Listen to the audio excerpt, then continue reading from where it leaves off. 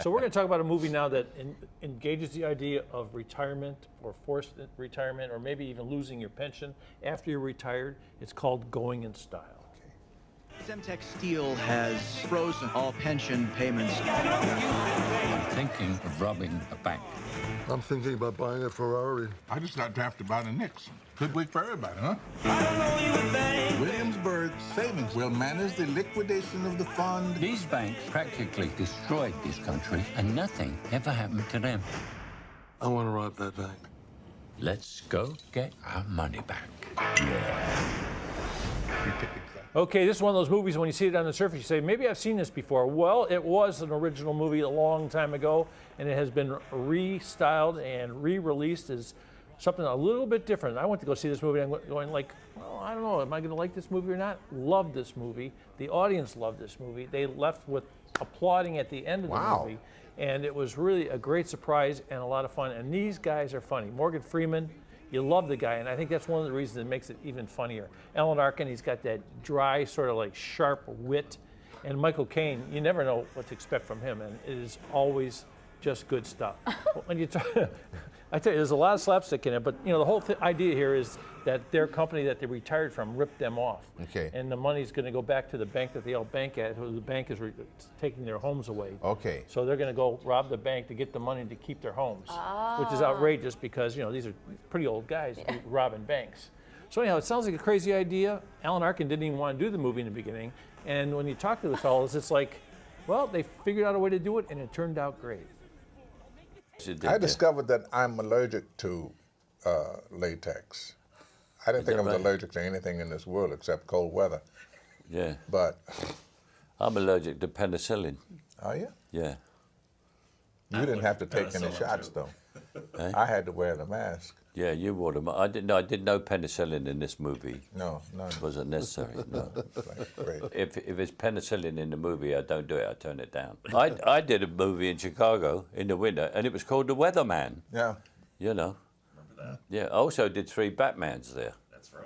Yeah. That's right. So I know Chicago very well, and I like it a lot. But it was all our stuff was in the winter. Yeah, but we were inside. Yeah, inside Always a lot. inside. And if it's winter, don't even mention Chicago. It's a lovely place, and I've been there numerous of times in the summer when it's nice, but it's not a place to be. It's no country for old men. So I guess they wouldn't like Cleveland too much either in the wintertime. Talk about laid back. You know what was missing in that shot? 3 of Jimmy's Amish-made Adirondack chairs. That would have made it perfect. Those guys are just leaned back, and he's complaining about wearing a rubber mask in the thing, and the other guy's I didn't have to complaining take about shots. I had to wear a rubber mask. Latex. complaining about being cold. Nobody's in a hurry to say anything.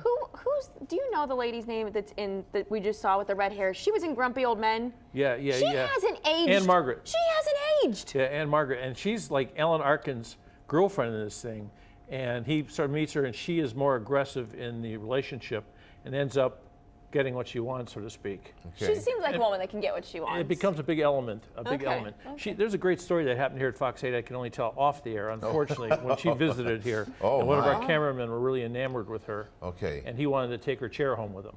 Okay, all right. We'll leave it there. How about that? Okay, all right. So Alan Arkin, a really funny guy.